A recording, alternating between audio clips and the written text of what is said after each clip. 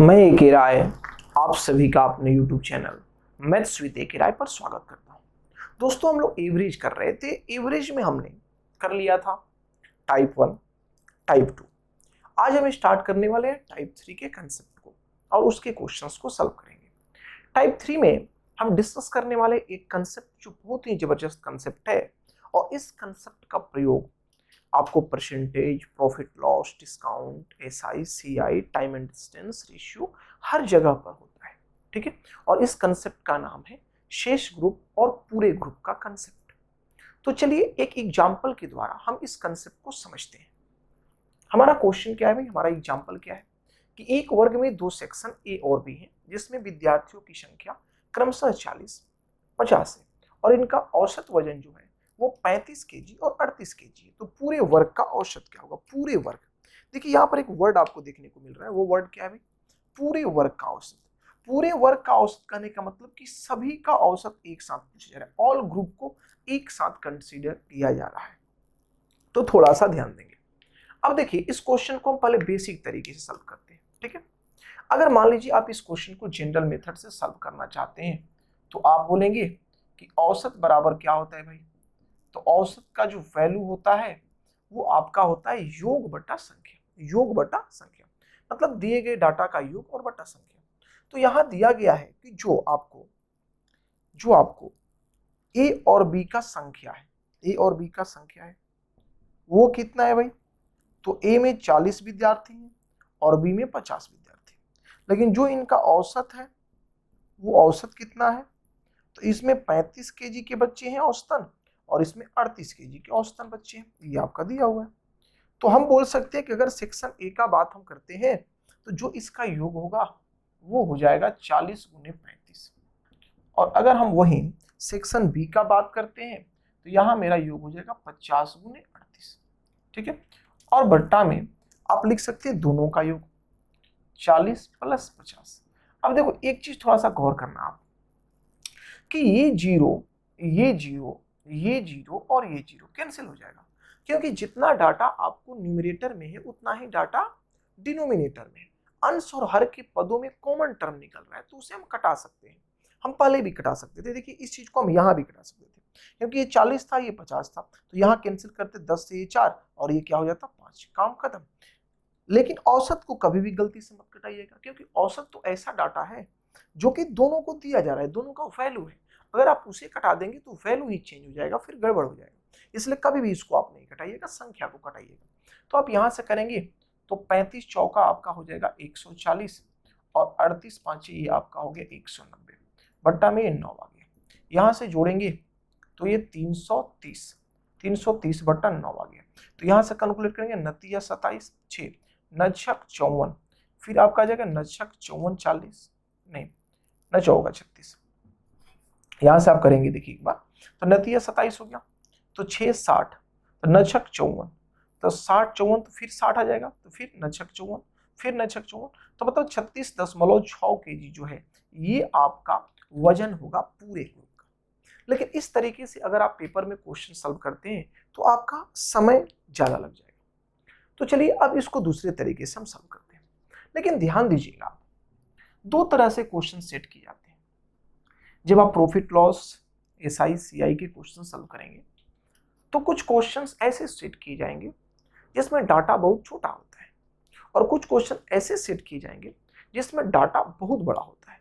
तो जो तरीका हमने अभी आपको बताया ये तो आपको कभी नहीं लगाना है, इसे तो कभी आपको प्रयोग में नहीं लाना है। ये ऐसे ही था कि आप चीजों को समझ सके। आपको जो अभी हम बता रहे हैं वो प्रयोग में लाना है, लेकिन जब कैलकुलेटिव डाटा हो तब कैसे सोचेंगे और जब छोटा डाटा हो तब कैसे सोचेंगे, ये बात आपको जाननी है। देखिए यहां पर हम बता रहे हैं आपको, ये ए है ये बी है। तो ए में कितने विद्यार्थी हैं? तो 40 है और बी में कितने हैं? 50 है। अगर कुल का हम बात करें, कुल का, तो 40 और 50 ये कुल कितने हो जाएंगे? 90 विद्यार्थी हो जाएंगे। लेकिन ए का जो औसत है वो 35 केजी है, बी का जो औसत है वो 38 केजी है और कुल का जो औसत है हम मान लेते हैं कि x केजी है। अब देखिए इसको जोड़ने पर ये आ रहा है तो हम इसे कैंसिल करेंगे। ठीक है, ये 4 बार में कैंसिल हो गया, ये 5 बार में कैंसिल हो गया, ये 9 बार में कैंसिल हो गया। तो हम बोलेंगे कि 35 औसत है कितने लोगों का? 4, तो 35 चौका ये कितना हो गया 140 प्लस 38 औसत है कितने लोगों का 5, तो 38 5 ये 90 हो गया। लेकिन हमने एक औसत माना है कितने लोगों का 9 का, तो ये योग क्या हो जाएगा 9x। तो यहां से अगर एक सम कैलकुलेट करें तो हम बोलेंगे कि भाई मेरा हो जाएगा ये 330, जोड़ने पर कितना जाएगा 330, और 330 बटा 9 अभी हमने निकाला 36.6 kg आपका आंसर आ जाएगा। अब देखिए ये अप्रोच भी क्वेश्चन को सॉल्व करने के लिए अच्छा है, लेकिन ये अप्रोच आप तब लगाइएगा जब डाटा छोटा हो, 10 20 30 दिया हो। अब सोचिए मान लो डाटा ऐसा दे दिया, यहाँ दे दिया 972, यहाँ दे दिया 445, यहाँ दे दिया 832, यहाँ दे दिया 630, तो उस केस में आप गुना करने में उलझ जाएंगे और समय ज्यादा बर्बाद कर लेंगे। तो उस केस में जब डाटा बहुत बड़ा हो तो इसी चीज को हम अप्लाई करते हैं, वो कोई नया चीज नहीं है, लेकिन कैसे अप्लाई करते हैं वो चीज देखिए। हमने एवरेज की स्टार्टिंग क्लास में ही आपको बता रखा है, ये बात बता रखी है कि कभी भी आपको औसत का मीनिंग निकालना है तो आपको ये समझना है कि हम इक्वल डिवाइड कर रहे हैं, हम सबको बराबर बराबर बांट रहे हैं। वही लॉजिक यहां पर भी लगाएंगे। यहां ए है और यहां बी है, इसका संख्या जो दिया हुआ है वो क्या दिया है भाई, तो इसका संख्या है 40 और इसका संख्या क्या है 50, और जो औसत है आपका वो इसके लिए कितना है तो 35 kg, और इसके लिए क्या है 38 kg, ठीक है। लेकिन हम बोलेंगे कि नहीं भाई ऐसा नहीं करेंगे, हम भेदभाव नहीं करेंगे, हम तो सबको बराबर बराबर देंगे। तो सबको बराबर बराबर देंगे तो इसे हम 35 देंगे, तो इसे भी हम 35 देंगे, हम दोनों को 35 देंगे। लेकिन हमने जब 35 दिया तो हम ये देख रहे हैं कि इसको तो 35 मिला, ये ठीक है बात, लेकिन इसे कितना मिल रहा है मेरे भाई, तो ये तो 3 ज्यादा लेके जा रहा है, अरे ये 3 kg ज्यादा लेके जा रहा है। तो 3 kg ज्यादा लेके जा रहा है तो ये डाटा तो हम कटा सकते हैं क्योंकि इसमें कॉमन है 10, तो ये 4 और ये 5, तो ये 3 ज्यादा लेके जा रहा है, लेकिन कितने लोगों में 5 लोगों में। 3 ज्यादा लेके जा रहा है 5 लोगों में, अगर 3 एक में रहता तो 3 ही रहता, लेकिन 5 आदमी 3-3 रुपया लेकर के गया तो 5 15 लेके गया। इसका मतलब अभी भी मेरे पास 15 रुपया अतिरिक्त है, 15 रुपया एक्स्ट्रा है।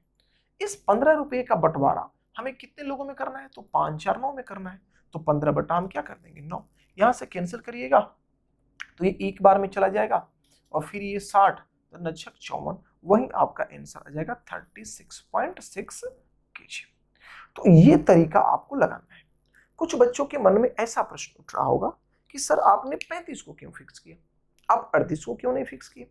तो आप वैसा भी कर सकते हो मेरे भाई, वैसा भी कर सकते हो। चलो हम वैसे करके भी आपको दिखाते हैं कि अगर आप 38 लेंगे तो क्या फर्क पड़ेगा।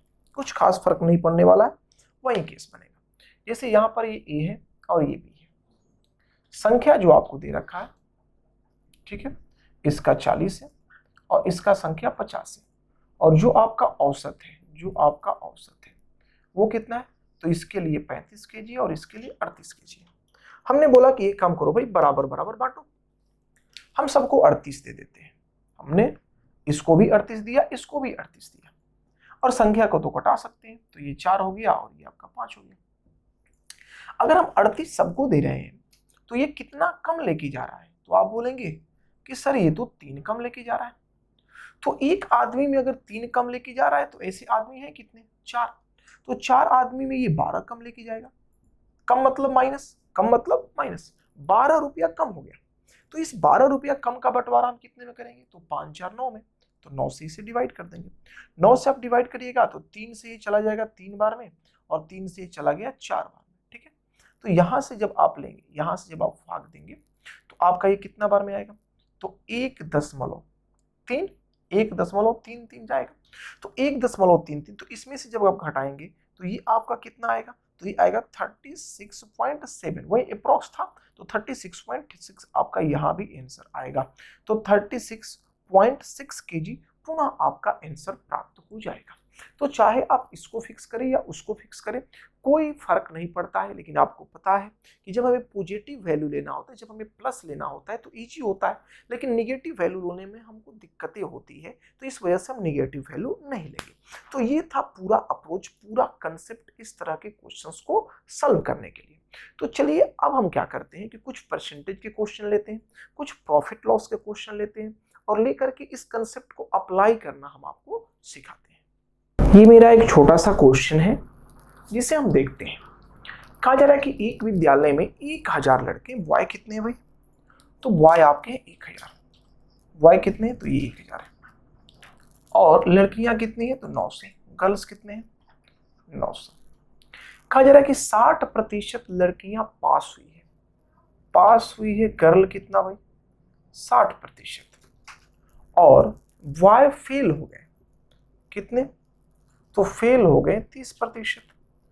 तो आपसे पूछा गया कि विद्यालय में कुल फेल हुए विद्यार्थियों का प्रतिशत क्या होगा। देखिए फिर बात वही आई, कुल का मतलब पूरे ग्रुप के कंसीडर करना है। तो देखिए आप दो तरीके से यहाँ अप्लाई कर सकते हैं। अगर आपका डाटा छोटा हो तो कैसे करेंगे, डाटा बड़ा हो तो कैसे करेंगे, दोनों अप्रोच हम आपको सिखाते हैं। देखिए यहाँ पर फेल का जिक्र किया जा रहा है, ये क्या है? पास। यहाँ पर 60% लड़कियां क्या हुई है? पास। 60% लड़कियां यदि पास हुई है तो हमें फेल पूछा जा रहा है, तो बोलो फेल कितनी प्रतिशत हो गई? तो 40%। अगर 60% लड़कियां पास हुई तो फेल कितनी हो गई? 40%। और यहाँ पर 30% लड़के फेल हुए हैं, तो यहाँ हमने लिख दिया 30%। अब हमें निकालना है कि कुल विद्यार्थियों पर क्या प्रभाव पड़ा, कितने प्रतिशत फेल हुए। तो अगर हम देखते हैं तो एक तरीका हम ये लगा सकते हैं कि भाई ये 10 हो जाएगा 100 से कट के, और ये 9 हो जाएगा, और कुल जो होगा वो कितना हो जाएगा? तो कुल आपका 19 हो जाएगा। इसका हम मान लेते हैं कि जो औसत है वो x है।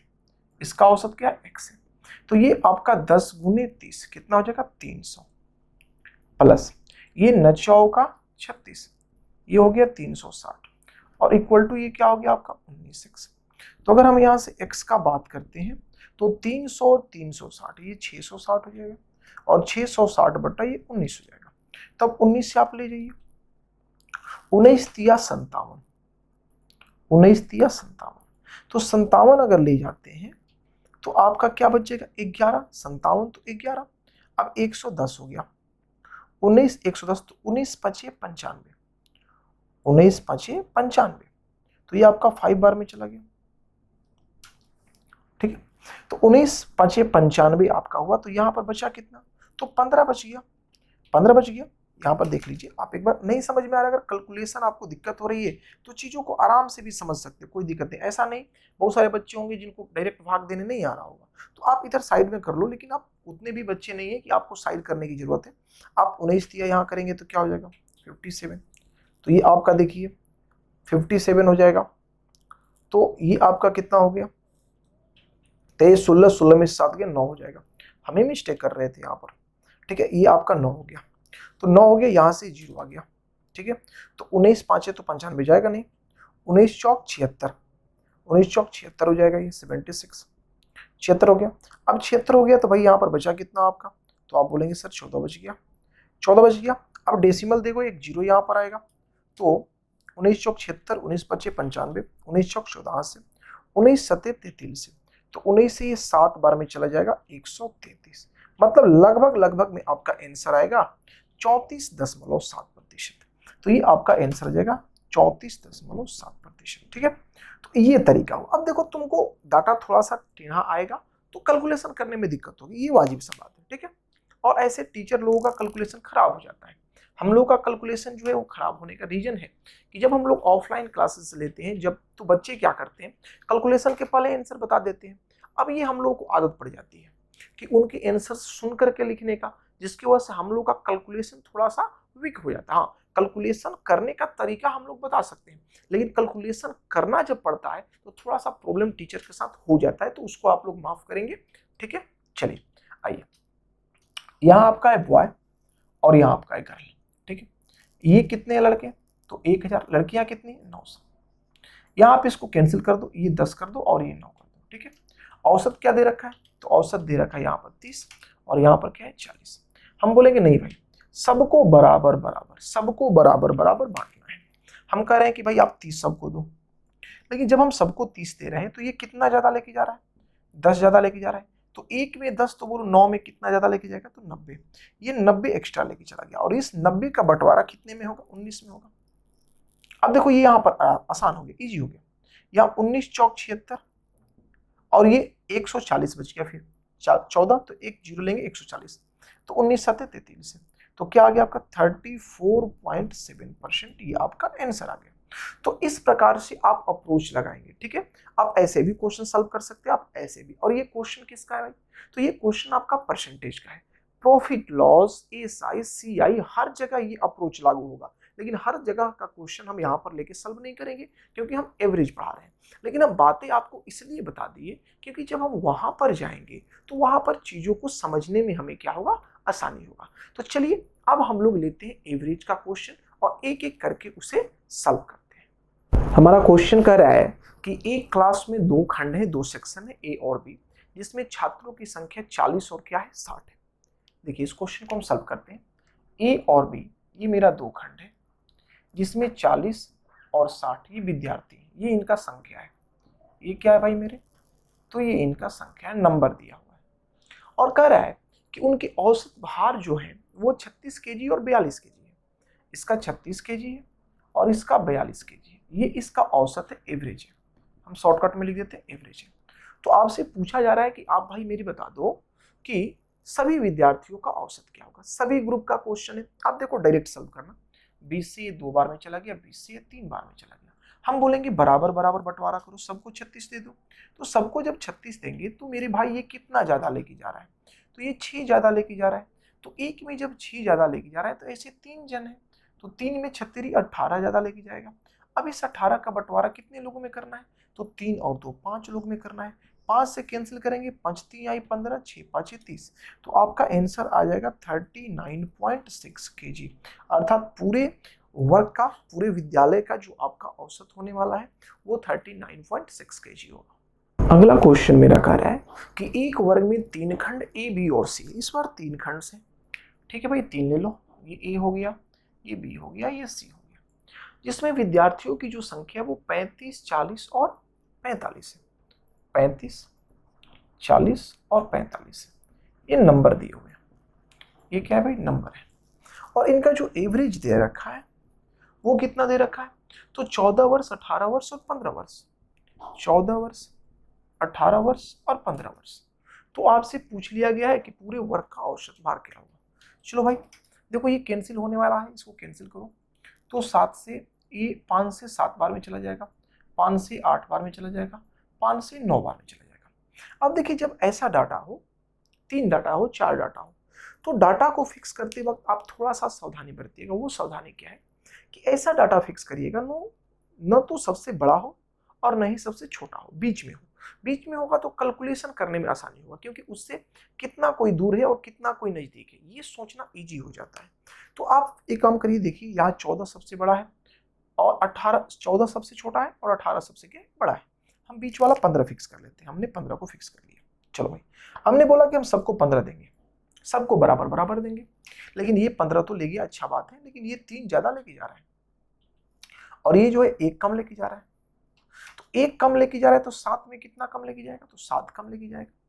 और 3 ज्यादा लेके जा रहा है तो 24 ज्यादा लेके जाएगा।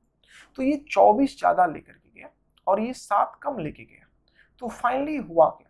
तो 24 में से आप 7 घटा देंगे तो ये आपका 17 हो जाएगा। मतलब 17 का गड़बड़ी अभी भी हो रहा है, 17 ज्यादा हो जा रहा है। तो इस 17 का बंटवारा आप करेंगे, कितने लोगों में बंटवारा करेंगे? कितने लोग हैं ऐसे? तो ऐसे लोग आपके कितने हैं? तो 9 8 17, 9 और 8 ये कितना हो गया आपका? 17। 17 और 7, 17 और 7 आपका हो गया कितना? 24। 17 और 7 कितना हो गया आपका? 24। तो यहाँ पर जो आपका आंसर आएगा वो 15, ठीक है। अब देखो ये डेसिमल में आप जाएंगे लगभग लगभग। तो आप मेरे को एक बात बताइए, अगर यहाँ पर 5 करेंगे, देखिए 170 है, 170 है, तो ये 5 करेंगे तो 24 5 20 से होता है, मतलब 15.5 से ज्यादा आंसर आने वाला है। और वैसा ऑप्शन आपके पास 2 है, एक 7 है और एक 8 है। तो थोड़ा सा आप 7 से गुना करके देख लो। 7 से गुना करोगे तो 7 दूनी 7 चौक 28, 8 कैरी 2, 7 दूनी 14, 68, मतलब 7 ही जा रहा है। तो 15.7 इसका क्या हो जाएगा? एग्जैक्ट आंसर हो जाएगा। तो आप इस प्रकार से क्वेश्चन को सॉल्व कर लेंगे। अगला क्वेश्चन मेरा कह रहा है कि गणित के परीक्षा में एक वर्ग में 20 छात्रों में से जो 2 छात्र हैं, 2 छात्रों ने 100 अंक लाए। 20 छात्र थे टोटल, 2 छात्र कितने अंक लाए? तो 2 छात्र 100 अंक लाए, ठीक है। आगे बढ़ते हैं। फिर कहा जा रहा है कि 3 छात्रों ने 0 अंक लाया। 3 छात्र क्या किए भाई, तो ये 0 अंक ला दिए, ये 0 अंक ला दिए। फिर कहा जा रहा है और शेष छात्रों के अंकों का औसत 40 है। तो ये 3 और 2 5 हो गए, तो शेष कितने बच गए, 15। शेष कितने बच गए, 15। तो इनका औसत जो है वो कितना है भाई, तो इनका औसत क्वेश्चन कर रहा है कि 40 है। कितना है, 40 है। तो आपसे पूछा जा रहा है कि बता दो पूरे वर्ग का औसत क्या होगा। तो सिंपल सा बात है भाई, चलो सबसे बड़ा आपका 100 है, सबसे छोटा आपका 0 है, तो हम बोलेंगे कि आप 40 को फिक्स कर लो, बीच में आइए। तो 40 को यदि फिक्स करते हैं तो बोलो भाई ये कितना कम है, तो 40 से 0 40 कम है, 40 कम है। और ये कितना ज्यादा है, तो ये 60 ज्यादा है। तो देखिए गौर करिएगा, 60 ज्यादा है एक में, तो 2 में क्या हो जाएगा, तो 120 ज्यादा हो जाएगा। और 40 कम है एक में, तो 3 में कितना कम हो जाएगा, तो 120 कम हो जाएगा। तो फाइनली वृद्धि कमी क्या हुआ, 0, मतलब कोई वृद्धि कमी नहीं हो रहा है। ये 40-40 रुपए है, एग्जैक्ट बांटा जा रहा है। तो पूरे वर्ग का जो आपका औसत हो जाएगा, पूरे वर्ग का मतलब पूरे विद्यार्थियों का, वो कितना हो जाएगा भाई, तो ये 40 हो जाएगा। अगला क्वेश्चन कह रहा है कि ये कक्षा के लड़कियों का परीक्षा में प्राप्तांकों का औसत 85 है। लड़की क्या, गर्ल्स का कितना है, 85। गर्ल्स का कितना है भाई, तो ये आपका औसत जो है 85 है, ठीक है। और कह रहा है कि लड़कों का जो है औसत वो 87 है, बॉय का कितना है, तो 87 है। लेकिन लड़कियों और लड़के का जो रेशियो है वो 4:5 है। पहले लड़की है फिर लड़का है, तो ये 4 है, तो ये कितने हैं, 5 है, ठीक। तो कहा जा रहा है कि पूरी कक्षा का औसत अंक अनुमानतः क्या होगा, अप्रॉक्स वैल्यू आपको बताना है। चलो भाई हम कहेंगे कि बंटवारा इक्वल इक्वल करना है। ये 85 87, हम बोले सबको 85 दे दो, लेकिन ये कितना ज्यादा लेके जा रहा है, तो 2 ज्यादा लेके जा रहा है। तो एक में 2 ज्यादा लेके जाएगा, तो 4 में कितना ज्यादा लेके जाएगा, तो 8 ज्यादा लेके जाएगा। तो प्लस आप कितना करेंगे, 8 करेंगे, प्लस 8 हो गया, 8 एक्स्ट्रा हो गया। इसका बंटवारा कितने लोगों में होगा, तो 9 लोगों में होगा। तो भाई इसका वैल्यू क्या हो जाएगा, तो ये तो 85 रह गया, प्लस यहां से आप भाग देंगे तो ये क्या हो जाएगा, देखिए आप करेंगे 10, 9 81 होता है, 9 क्या होता है, 81 होता है। तो थोड़ा सा कम होगा, 9 से थोड़ा सा कम होगा, ये लगभग लगभग आप 9 बोल सकते हैं। तो ऑप्शन में आपका अप्रॉक्स वैल्यू पूछा गया, यहां से आप देते हैं, तो देखो ये 0 पॉइंट, ठीक है। यहाँ से 9 8 72, लेकिन एकदम करीब है, एकदम 81। अगर यहाँ 81 रहता तो 0.9 हो जाता। अगर एक लेते तो 80, देखो यहाँ पर क्या है, डेसिमल आप लगाओगे तो ये 80 होगा, डेसिमल पर 81, तो लगभग लगभग उससे करीब है। इसलिए आप आंसर मारेंगे 85.9। 85.9 मार्क्स जो है वो इस पूरे लड़कों और लड़कियों का औसत हो जाएगा। अगला क्वेश्चन मेरा कह रहा है कि 20 विद्यार्थियों की कक्षा का पास औसत 80% है। 20 विद्यार्थी, 20 स्टूडेंट है जिनका जो पास औसत है वो आपका कितना है, 80% है। ये 80% इनका एवरेज है। और 30 विद्यार्थियों का जो दूसरी कक्षा के हैं उनका जो पास औसत है वो 70% है, 70% है। तो कहा जा रहा है कि दोनों कक्षाओं के सभी विद्यार्थियों का पास औसत क्या होगा। तो सिंपल है भाई, इसको छोटा करो, ये संख्या ये 2 हो गया और ये आपका क्या हो गया, 3 हो गया। हमने बोला सबको इक्वल देंगे, तो हमने कहा कि 70 दे दो, सबको 70% दे दीजिए।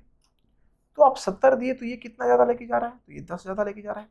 तो एक में यदि 10 ज्यादा लेके जा रहा है तो 2 में मेरे भाई कितना ज्यादा लेके जाएगा, तो आप बोलेंगे 20 ज्यादा लेके जाएगा। तो ये 20 अतिरिक्त हो गया।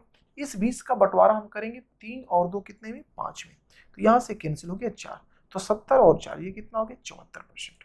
तो 74% जो होगा ये पूरे लड़कों का औसत हो जाएगा। अगला क्वेश्चन मेरा कह रहा है कि एक व्यक्ति का पहले 5 महीने का खर्च जो है वो 1200 रुपया। थोड़ा सा इस क्वेश्चन को पहले हम जनरल तरीके से भी आपको बता देते हैं। 5 माह का जो औसत खर्च है, ठीक है, यह औसत आपको लिखा नहीं है, लेकिन लास्ट सेंटेंस में जाइएगा तो औसत आपको लिखा हुआ है। देखिए एक व्यक्ति का पहले 5 महीने का खर्च जो 1200 रुपया है, 1200 रुपया है, ठीक है। अगले 7 महीने का 1300 रुपया है, और वह उस वर्ष में 2900 रुपया का बचत करता है। उसकी मासिक औसत आय क्या है, मतलब ये औसत का बात कर रहे हैं।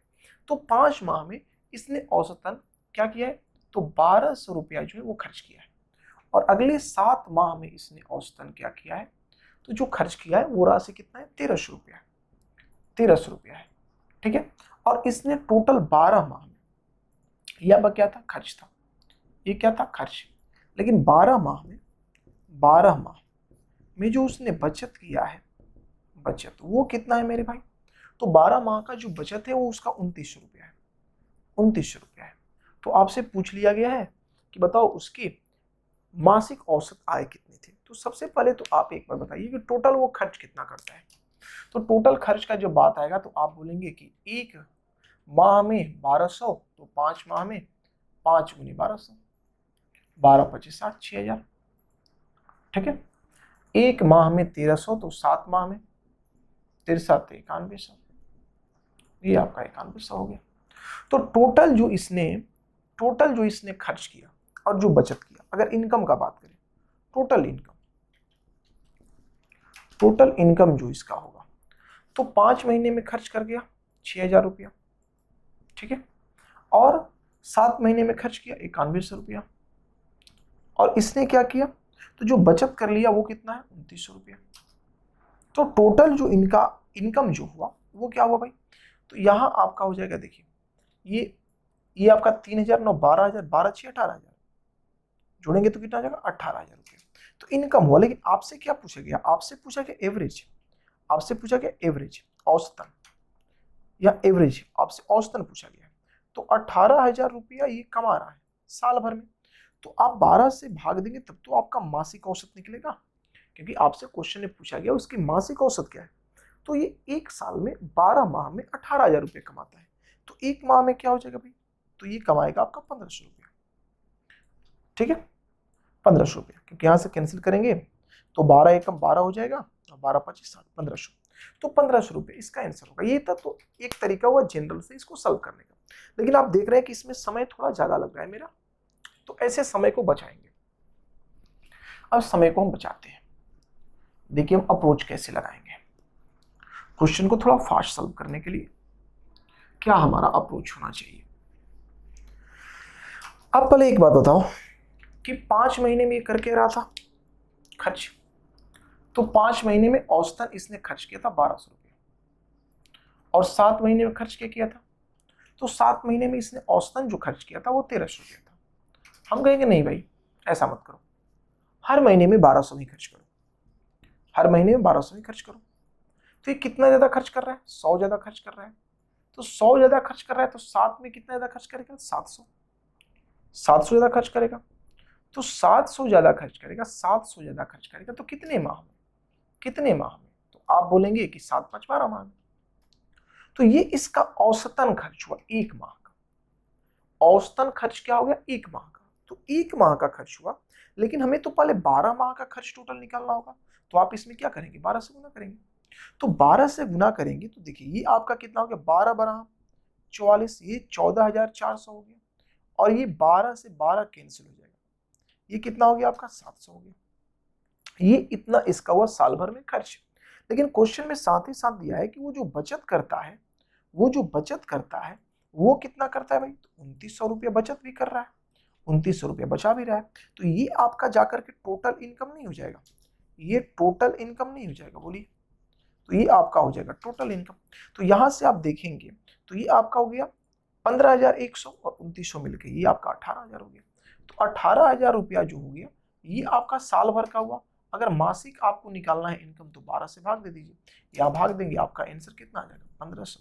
तो 1500 रुपया इस प्रश्न का आंसर होगा। और इस प्रकार से अगर आप सॉल्व करते हैं तो हमें उम्मीद है कि थोड़ा आपका समय जरूर बचेगा।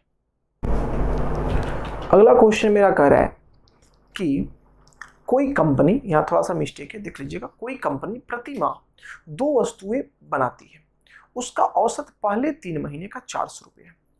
पहले 3 माह का, 3 माह का जो औसत है वो उसका क्या है भाई, 400 रुपया नहीं होना चाहिए, वस्तु होना चाहिए।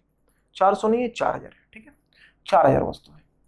और अगले 9 महीने में प्रति माह औसतन, अगले 9 माह, 9 का माह का बात किया है तो औसतन कह रहा है कि औसतन प्रति माह औसतन कितने वस्तु बनाए, ये पता नहीं हमको। तो मान लीजिए कि x बनाए, ताकि कुल पूरे वर्ष का जो औसत हो जाए वो आपका हो जाए 4375, 4375 हो जाए ये पूरे 12 माह का, ऐसा क्वेश्चन बोल रहे हैं, ठीक है।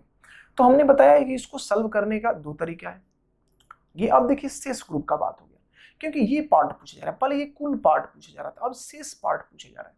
तो आप क्या करेंगे भाई, आप बोलेंगे कि इसको जोड़ने पर ही आ रहा है, एक तरीका तो ये लगा देंगे, यहाँ से कैंसिल करेंगे तो 3, ये एक बार में, ये आपको 3 बार में चला गया और ये आपको 4 बार में चला गया। ठीक है, अब यहाँ से करेंगे तो ये गुना हो जाएगा, आपका कितना हो गया 4000। यहाँ से गुना करेंगे तो ये आपका प्लस 3x, और यहाँ से गुना करेंगे तो ये आपका हो जाएगा 4 5 20 जीरो, कैरी 2, 7 चौक 28 तो 30 जीरो, कैरी कितना हो गया 3, चढ़ते हैं 12 3 15 की 5, कैरी कितना हो गया आपका तो 1, 4 चौक 16, 4 चौक 16, एक कितना हो गया 17 हो गया। ठीक है, तो अगर यहाँ हम 3x का बात करें तो ये कितना हो जाएगा भाई, तो ये आप घटा देंगे, इसमें से 4000 घटाएंगे तो 17,500 में से अब 4000 घटाएंगे तो ये आपका आ जाएगा 35,500। तो यहाँ आप लेंगे अगर इससे तो ये आपको चला जाएगा 45 बार में। ठीक है, तो 4500 अर्थात औसतन उसको प्रति माह जो वस्तुएं बनानी पड़ेगी 9 माह के लिए, वो कितना 4500 वस्तु बनाना पड़ेगा। तो ये एक तरीका हुआ, लेकिन जब बड़ा डाटा रहेगा तो इस तरीके को अप्लाई करने में थोड़ा आपको दिक्कतें हो सकती है। तो आप क्या करेंगे भाई, देखिए आप किस तरह से सॉल्व करेंगे, वही तरीका जो हम करते आ रहे हैं सभी क्वेश्चंस में, वही तरीका लगाएंगे। चलिए देखिए कैसे करेंगे, समझिएगा बात को। यहां पर दिया हुआ है 3 माह और यहां दिया हुआ था 9 माह। इसका औसत पूछ रहा है कि इसका औसत क्या होगा, मेरे को पता नहीं है, लेकिन इसका औसत दिया है कि वो 4000 वस्तु बना रहा है। लेकिन जब कुल जा रहा है, कुल जब कर रहा है तो कुल 12 माह हो रहा है, और कुल 12 माह में उसने जो औसतन वस्तु बनाई है वो 4375 है। ये क्वेश्चन का डाटा है। हम पहले इस डाटा को छोटा करेंगे, ये 1 हो गया, ये 3 हो गया और ये 4 हो गया। अब थोड़ा सा आपको बातें सोचनी पड़ेगी। औसत जो होता है दो दी गई संख्याओं के बीच होता है, ये बात आपको थोड़ा सा माइंड में सेट करना होगा। अगर आपसे कोई पूछे कि 4 और 6 का औसत क्या है, तो जो औसत आएगा इन दोनों के बीच आएगा। आप दोनों को जोड़ करके 2 से भाग दो तो क्या हो गया भाई 10/2, कितना आ गया 5, और 5 इसके बीच में है।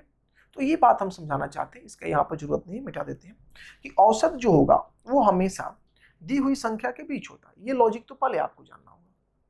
तो ये 4375 जो है, 4375 जो है ये क्या है भाई, तो ये ज्यादा है, ये ज्यादा है इससे, और औसत बीच में होता है, इसका मतलब ये वैल्यू जो है वो इससे ज्यादा होगा।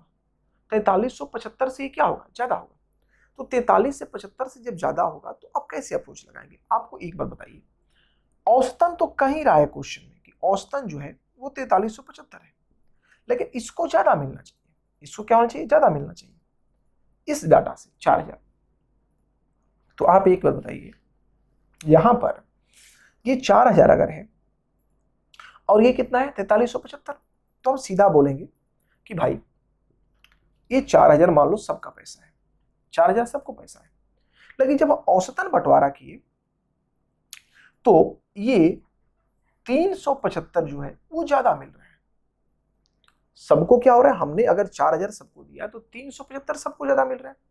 तो बोलिए 4 व्यक्ति में कितना ज्यादा पैसा हो गया, तो आप बोलेंगे 4 व्यक्ति में ज्यादा पैसा हो गया तो कितना, ये 75 1500 ज्यादा हो गया, 1500 ज्यादा हो गया। लेकिन ये 1500 ज्यादा रुपया किस में बांटना है, हमें किस में बांटना है, तो हमें ये डाटा निकालना है, ये डाटा निकालना है। मतलब ये 1500 जो एक्स्ट्रा हुआ एक्चुअली में हमें इस 3 में बांटना है, तो 3 से हम भाग दे देंगे तो ये कितना आ गया आपका 500 आ गया। मतलब इसे कितना मिलेगा 4500 रुपया मिलेगा। तो इस प्रकार से भी आप क्वेश्चन को सॉल्व कर सकते हैं, यहां भी आपका समय बच सकता है।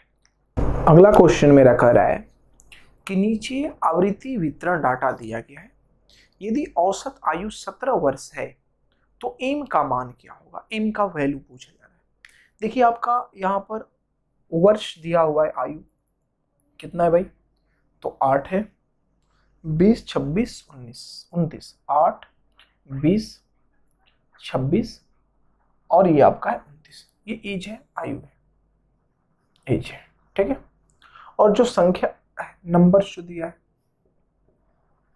जो आपको ये नंबर दिया हुआ है वो कितना है, तो 3 2 3 2 M1।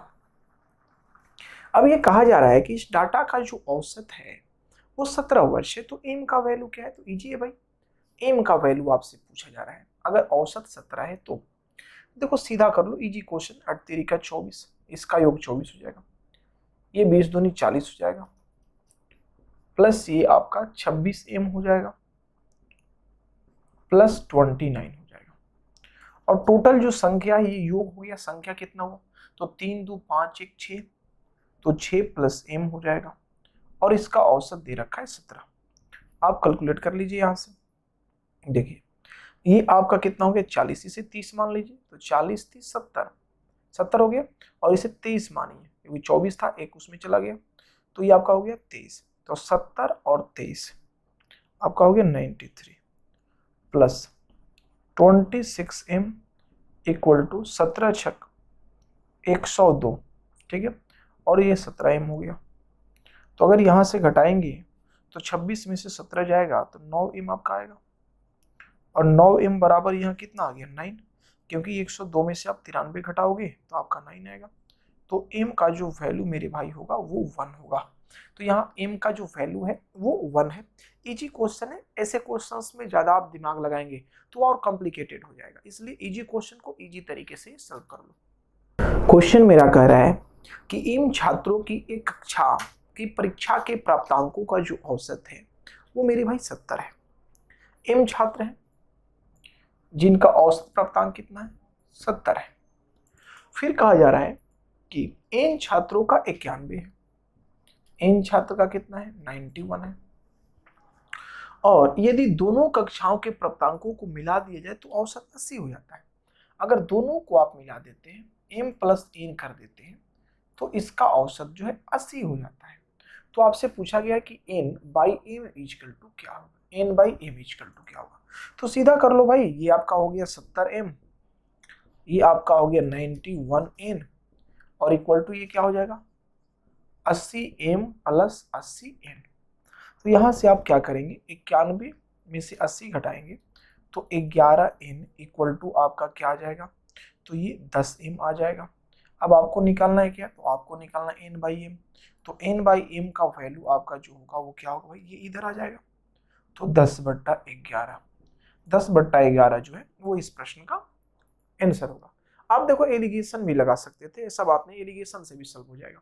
जैसे m का हो गया 70, n का हो गया 91 और कुल का हो गया 80। तो देखो यहाँ पर आपका m था, यहाँ पर आपका n था, तो यहाँ से आप जब चलेंगे ये और यहाँ से आप घटाएंगे तो ये आपका 11 और ये आपका कितना आ गया, तो ये आपका हो गया 10। तो बोलिए m का वैल्यू 11 और n का वैल्यू 10, तो n बाई m का वैल्यू क्या हो जाएगा, तो ये 10/11। तो आप ऐसे भी क्वेश्चन को सॉल्व कर सकते थे। तो ये मेरा टाइप जो है वो फिनिश हुआ, ठीक है। अब हम स्टार्ट करते हैं अगले टाइप को, और अगले टाइप के साथ हम